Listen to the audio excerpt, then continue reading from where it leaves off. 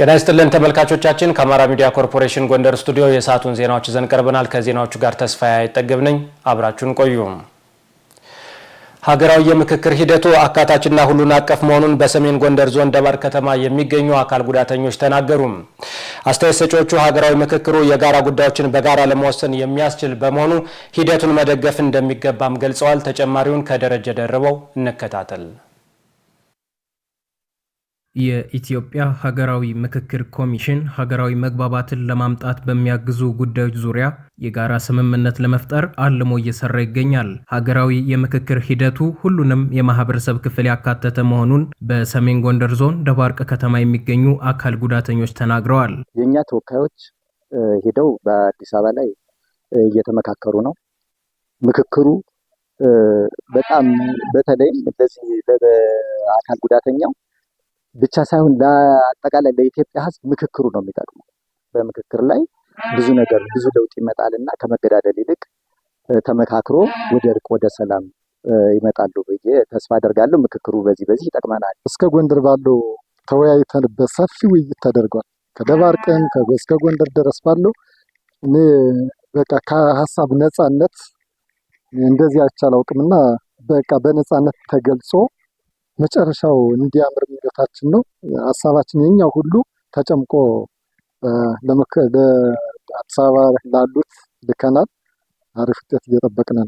በግጭት ወቅት ተጎጂ መሆናቸውን የገለጹት አካል ጉዳተኞቹ ለማንኛውም ችግር ዘላቂ መፍትሄ ለማምጣት ውይይት መቅደም ይኖርበታል ብለዋል። ትራንስፖርት እኮ ቀረ በቃ ሰላም ስለሌለ ማለት እና የሰላም ጉዳይ በጣም ከባድ ነው። የጨመረውን ስለምናውቀው ማለት እዚህ ዳባት ደርሰን እንኳን ልንመጣ በነፃነት እየሄድን አይደለም። ምክንያቱም ከመካከላችን ላይ ማን ሊወሰድ ይችላል፣ ማን እንትን ሊል ይችላል እያልን ነው የምንሄድና ይህ ለዘላለም አይጠቅመንም። ምክክሩ ግን ኢትዮጵያን ከድህነትም ሆነ ከሌላ ነገር ያወጣታል ብዬ አስባለሁ። በሀገራዊ ምክክሩ የሚገኘውን የውሳኔ ሀሳብ ህብረተሰቡ መቀበል ይኖርበታል ያሉት አስተያየት ሰጪዎቹ የሰላም አማራጮችን መጠቀም እንደሚገባም አንስተዋል። ጥሩ ሂደት ላይ እንትን ያሉ ነገር ግን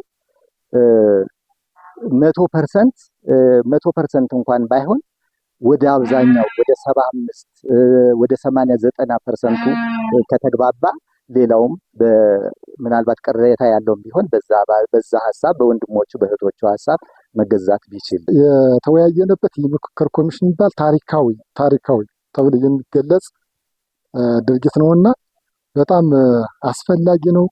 ሁላችንም የተሳተፍንበትና የሚሳተፉልን ግዴታ ነው መቀበል። አእምሯችንን ማሰራት ያስፈልጋል። የኔ ብቻ ይሁን ሳይሆን የኛ የሚለው እንዲሆን ነው የምክክር ኮሚሽን የተቋቋመውና ሀሳብ መቀበል አለብን የሚለው አስፈላጊ ነው። የተጀመረው ሀገራዊ ምክክር ውጤታማ እንዲሆን ህብረተሰቡ የድርሻውን እንዲወጣም አካል ጉዳተኞቹ ጠይቀዋል። የጎንደር ዩኒቨርሲቲ የአረንጓዴ አሻራ መርሃ ግብር ውጤታማ እንዲሆን ተቋማዊ ኃላፊነቱን እየተወጣ እንደሚገኝ ተገለጸም። ዩኒቨርሲቲው በ3 የችግኝ ጣቢያ ማዕከላት ፍራፍሬ ችግኞችን ለአካባቢው ማህበረሰብ እያቀረበ እንደሚገኝ አስታውቋል። ዝርዝሩን ደስታ ካሳ ያቀርበዋል። የጎንደር ዩኒቨርሲቲ የአረንጓዴ አሻራ መርሃ ግብር እንዲሳካ የራሱን አስተዋጽኦ እያበረከተ ይገኛል። በዚህ በዩኒቨርሲቲው ሽንታ በሚገኘው ችግኝ ጣቢያውም የተለያዩ አትክልትና ፍራፍሬ ችግኞችን እያለማ ለአርሶ አደሮች፣ ለአካባቢው ማህበረሰቦች በነጻና እንደዚሁ በቅናሽ ዋጋ ደግሞ እያቀረበ እንደሚገኝ የግብርናና አካባቢ ሳይንስ ኮሌጁ የሆርቲካልቸር ትምህርት ክፍል ኃላፊ ስመኝ ክንፉ ነግረውናል። በ3 የችግኝና ፍራፍሬ ጣቢያዎች አንደኛው እዚህ ሽንታ ችግኝ ጣቢያ፣ ሁለተኛው ጣዳ ግብርና ኮሌጅ ስር ያለው የአትክልትና ፍራፍሬ ጣቢያና ሶስተኛው ደግሞ ጎርጎራ የአትክልትና ፍራፍሬ ጣቢያዎች አሉን። እነዛ ላይ እንግዲህ በመሰረታዊነት በሽያጭም በነጻም እንደ ማህበረሰብ አገልግሎት ችግኞች እናከፋፍላለን። አቮካዶ፣ ማንጎ፣ ፓፓያ፣ ዘይቱና የተሻሻሉ ዝርያዎች የተዳቀሉ ዝርያዎች ያከፋፈልን እንገኛለን። ገበሬዎች የወሰዱትን ችግኞች በማብቀል ከዛ በተጨማሪ ደግሞ የተከሏቸው ደርሰው ፍራፍሬዎችንም ለገበያ ማቅረብ ላይ ደርሰዋል እና በተሻለ መጠን ብዙ ስራዎች እየሰራን ነው። የጎንደር ዩኒቨርሲቲ በተለይ ደግሞ የተለመዱትን የሙዝ፣ የአቮካዶ፣ የማንጎ፣ የፓፓያ ምርቶችን ከማምረት ባለፈ በተለይ ደግሞ በአካባቢው ያልተለመደውን የቡና ምርት ለማስፋት የራሱን አስተዋጽኦ እያበረከተ ነው የሚገኝ። አሁን ይሄ አቮካዶ፣ ማንጎ፣ ፓፓያ የተለመዱ ናቸው። ብዙ እየሰራንባቸው እንገኛለን። ሌላውና ዋናው ነገር ደግሞ በተለምዶ ቡና አያበቅልም ተብሎ የሚታሰብ አካባቢ ነው። ያው ከተረቱም አያገር ጎንደር ቡና የለም እንጂ ቡናማ ቢኖር የሚባል ነገር ተረት አለና እሱን የመቀየር ይሄ በልምድ የመጣ ነገርን ለመቀየር የተለያዩ የቡና ችግኝ ዝርያዎች ቆላንም ደጋንም መካከለኛውን ወይና ደጋ አካባቢንም የሚለምዱ ዝርያዎችን ምርምር አድርገን ለአካባቢው ገበሬዎች በማሰራጨት በመከታተል ቡና አምራች የማድረግ ስራዎችንም እየሰራ እንገኛለን። እንደምታየው እዚህ ፋርማችንም ላይ ቡና አብቅለን ዘሩን ሰብስበን ለገበያ እያቀረብን እንገኛለን። ጎንደር ዩኒቨርሲቲ በአትክልትና ፍራፍሬ ችግኞች ብቻም ሳይሆን በተለይ በሀገር በቀል ችግኞች ላይ የራሱን አስተዋጽኦ እያበረከተ ነው የሚገኘው። በዚህም በተለይ ወይራ የመሳሰሉ እንደዚሁ ሌሎች ችግኞችንም ለአካባቢው ማህበረሰብ እንደዚሁም በዩኒቨርሲቲ ውስጥ እንዲጸድቁ የራሱን አስተዋጽኦ እያበረከተ ስለመሆኑ የዩኒቨርሲቲው ግብርናና አካባቢ ሳይንስ ኮሌጅ የደን ልማት ባለሙያና ተመራማሪ ዶክተር አምሳሉ አብቸ ነግረውናል። ቤተክርስቲያናት ላይ ትምህርት ቤቶችን አተኩረን ነው የምንሰራው ማለት ነው። ጠፉ የተባሉ እንትኖች ለምሳሌ እንደ ወይራ የምንለው ማለት ነው። አሁን እሱ በጣም እየጠፋ ያለ እንትን ነው። ኮሪደር አፍሪካም እንዲሁ እየጠፋ ያለ ነው።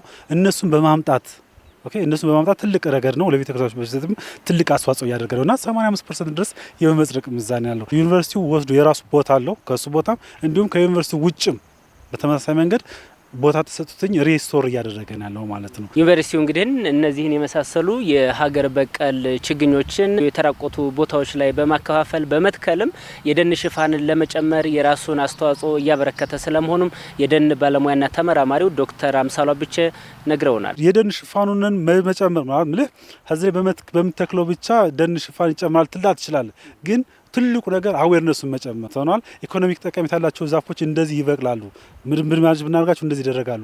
እኔ ደግሞ ኢኮኖሚያቸው ከፍ ይላል ብለህ ስታስብ አርሶ አደሩ የኔ ነው ብሎ ይወስደዋል ማለት በዚህ ሰዓት ሳናስበው ወይም ደግሞ ኢንዳይሬክትሊ የደን ሽፋኑን ከፍ ያደርገዋል ነው። በጎንደር ከተማ የተሰሩ የኮሪደር ልማቶች ህጻናትን ያማከለ አገልግሎት እየሰጡ እንደሚገኙ ወላጆች ተናገሩ። በከተማዋ የህጻናት መዝናኛ ማዕከላትን ለማስፋት እየተደረገ ያለው ጥረት ተጠናክሮ እንዲቀጥል ከአጋሮቹ ጋር እየሰራ መሆኑን የጎንደር ከተማ አስተዳደር ሴቶች ወጣቶችና ማህበራዊ ጉዳይ መምሪያ ገልጿል። ማህደር አድማሲ ተጨማሪ አላት። የኮሪደር ልማት ከከተሜነት እድገት ጋር የተሳሰረ የዜጎችን ተጠቃሚነት ሊያረጋግጥ የሚችል ተግባር ነው። በኮሪደር ልማት ሰፋፊ መንገዶችን ከመስራት ባለፈ ህጻናትና ታዳጊዎች ሊዝናኑባቸው የሚችሉ ማዕከላት እንዲስፋፉ ድርሻው የጎላ ነው። በከተማዋ ለህጻናት የመዝናኛ አገልግሎት እየሰጡ በሚገኙ ማዕከላት የጨዋታ ጊዜያቸውን ማሳለፋቸው ሀሴት እያጎናጸፋቸው መሆኑን ያነጋገርናቸው ህጻናት እንዲህ ይገልጹታል። ስሜ አብሳላት ይመር የአብስራ ይመር ጎንደር ጥሩ ነው። ዝል ሻታቴ ጅውጆ ደስ ብሎናል። ለዚህ በመጣታችን እንደዚህ አይነት ቦታ ቢኖር ደስ ይላል። ስሜ ራህዋ ሰኢድ ይባላል። የተወለድኩት ጎንደር ነው። አጎቴም 2 ጊዜ ነው ከዚህ ካመጣና እዚህ ከሚነጥረውና ሸርተቴ ወንድሜ እያጫወትኩት ነው። ከጓደኞች ጋር ለመተዋወቅ ይሄ እንዲስፋፋ እንፈልጋለን። ስሜ ብሩክታይት ሙልጌታ ይባላል። ከዚህ በመምጣቴ ደስ ብሎኛል። የተወለድኩት ጎንደር ነው። ንጥር ከሚለውና ከጅጓጅቤ ከሁሉም ተጫውቼ ደስ ይላል።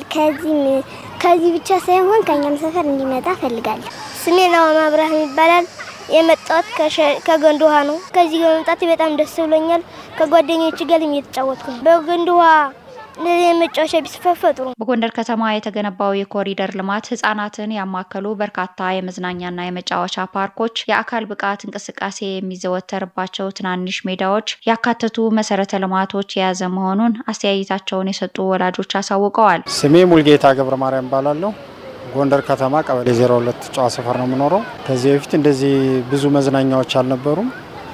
አሁን እነዚህ መዝናኛዎች መከፈታቸው በጣም ከኮሪደር ልማቱ አንጻር ከአካባቢው ንጽህና አንጻር ከትምህርት ሰዓት እረፍታቸው የተወስደና ዝናናቸው የሚለውን ነገር ብዙዎቻችን አንዱ የቤት ስራ የነበረ ልጄን እዚህ አምጥቼ በማዝናናበት ሰዓት በጣም ደስተኛ ነኝ። በየቀበሌዎችና ክፍለ ከተማዎች ቢስፋፉ በጣም ጥሩ። ስሜ ሄለን ጌትነት እባላለሁ። ምኖረው እዚህ ጎንደር ከተማ ቀበሌ 03 ነው። ጎንደር ላይ እስካሁን እንደዚህ መናፈሻ መዝናኛ ለልጆች አይቼ አላውቅም። እና ሌላ ቦታ ሌላ ሀገር ነው እንጂ እዚህ በመኖሩ እኔ በጣም ደስተኛ ነኝ። በቃ ቢበራከት የሚል ሀሳብ አለኝ። በጎንደር ከተማ በሁለት ምዕራፍ የተሰራው የኮሪደር ልማት ልጆችን ያማከለ መሆኑን የከተማ አስተዳደሩ ሴቶች ወጣቶችና ማህበራዊ ጉዳይ መምሪያ የህፃናት መብትና ደህንነት ማስጠበቅ ቡድን መሪ ትግስት ገዳሙ ገልጸዋል። ያው እንግዲህ እንደ ጎንደር ከተማ ሁለት ቦታ ላይ ኮሪደር ልማቱ ለህፃናት ምቹ ሁኔታን ፈጥሮልናል። ህፃናት ተጫውተው ተዝናንተው እንዲገቡ የሚያደርግ ምቹ ሁኔታ እንደፈጠረላቸው ያየነው ከተማችን ላይ። ይህ መበራከቱና መስፋፋቱ ምንድነው? አንደኛ ህፃናት አሊባሌ ቦታ ላይ እንዳይውሉ ለህፃናት ጥሩ ነገር ስለሆነ ሰፊዎቹ በቀጣይ በደንብ ተደራጅተው እዛ ላይ ቢውሉ የሚል ነው። እኛ እንደ ተቋም እየሰራን ያለ ነው ማለት ነው። ለቀጣይ በሚካሄደው የመሰረተ ልማት ግንባታ ህፃናት ከአቅራቢያቸው ሳይርቁ በትርፍ ጊዜያቸው እንዲዝናኑ ለማድረግ ተቋማቸው ከአጋር አካላት ጋር እየሰራ መሆኑን ቡድን መሪዋ ጠቁመዋል። በቀጣይ ኮሪደር ልማቱ እየተስፋፋ እንደሚሄድ ይታወቃል። በኮሪደር ልማቱ ብቻ ሳይሆን ማህበረሰቡ ኮሚኒቲው ላይ የህፃናት መጫወቻና ማቆያ እንዲከፍት ጭምር ይፈልጋልና ከዛ ጋር ተያይዞ በሚቀጥለው በሚካሄዱት ክፍት ቦታዎች በሙሉ የህፃናት መጫወቻና መዝናኛ ስፍራዎች እንዲሰፉና እንዲከፈትላቸው እኛም ጥረት እያደረግን ነው። ከተማ አስተዳደሩም በዋናነት በባለቤትነት ይዞ እየሰራ ነው። የቀዳማዊት እመቤት ዝናሽ ታያቸው ጽሕፈት ቤት ለጎንደር ከተማ አስተዳደር ትምህርት መምሪያ የትምህርት ቁሳቁስ ድጋፍ አደረገም። የቀዳማዊት እመቤት ዝናሽ ታያቸው ጽሕፈት ቤት በጎንደር ከተማ ለገነባው ሎዛ ብርሃን ሁለተኛ ደረጃ ትምህርት ቤት የሚኒ ሚዲያ ሙሉ ዕቃ፣ የተማሪዎች ቦርሳ፣ የትምህርት መርጃ መሳሪያዎችና የላፕቶፕ ድጋፍ ነው ያደረገው። በድጋፉ ርክክብ ስነ ስርዓት ላይ የተገኙት የጎንደር ከተማ አስተዳደር ምክትል ከንቲባ ወይዘሮ ደብሬ የኋላ በከተማው ከሐምሌ ወር ጀምሮ ተማሪዎችን ለአዲሱ የትምህርት ዘመን ለማዘጋጀት የተለያዩ ስራዎች እየተከናወኑ መሆኑን ተናግረዋል። ከነዚህ ተግባራት መካከል ድጋፍ ለሚያስፈልጋቸው ተማሪዎች የትምህርት ቁሳቁስ ግብዓት ማሟላት በትኩረት እየተሰራ መሆኑን ጠቁመው በዚህ ዓመት ከቀዳማዊት እመቤት ዝናሽ ታያቸው ጽሕፈት ቤት የተደረገው ድጋፍ የትምህርት ስራውን ለማሳለጥና የትምህርት ጥራትን ለማሻሻል ከፍተኛ አስተዋጽኦ እንዳለው ተናግረዋል። ጽሕፈት ቤቱ ከዚህ ቀደም በርካታ ድጋፎችን ሲያደርግ መቆየቱን ጠቅሰው በዚህ ትምህርት ቤት የተደረገውን የአይነት ድጋፍ በሁሉም የከተማው ትምህርት ቤቶች ለማሟላት ትኩረት ተሰጥቶ እየተሰራ መሆኑን ገልጸዋል።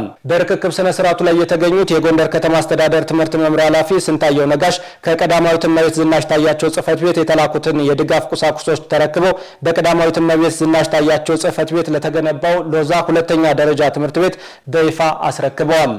የተደረገው ድጋፍ በከተማው ተማሪዎች የትምህርት ዕድልን ለማሻሻልና ዘመናዊ የመማሪያ አካባቢ ለመፍጠር ጠቃሚ አስተዋጽኦ እንደሚኖረው ተገልጿል። የጎንደር ከተማ ሎዛ ብርሃን ሁለተኛ ደረጃ ትምህርት ቤት ርዕሰ መምህር አቶ አክሊሉ ወንድማገኝ የቀዳማዊት እመቤት ዝናሽ ታያቸው ጽሕፈት ቤት ለትምህርት ቤቱ በየዓመቱ ድጋፍ ሲያደርግ መቆየቱን አስታውሰው ለተማሪዎችና ለመምህራን ትልቅ ድጋፍ መደረጉን ተናግረዋል። የተደረገው የትምህርት ቁሳቁስና የሚኒ ሚዲያ ሙሉ ዕቃ ድጋፍ የትምህርት ጥራትን ለማስጠበቅ የመማር ማስተማር ሂደቱን ለማዘመንና ተማሪዎች በተሻለ ሁኔታ እንዲማሩ ጉልህ ሚና እንዳለው ተገልጿል። መረጃውን ያደረሰን የጎንደር ከተማ አስተዳደር መንግስት ኮሚኒኬሽን ነው።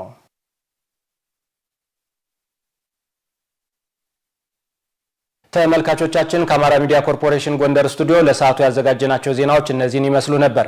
ስለተከታተላችሁ እናመሰግናለን። ከዜናዎቹ ጋር ተስፋዬ አይጠገብ ነበርኩ። ጤና ይስጥልን።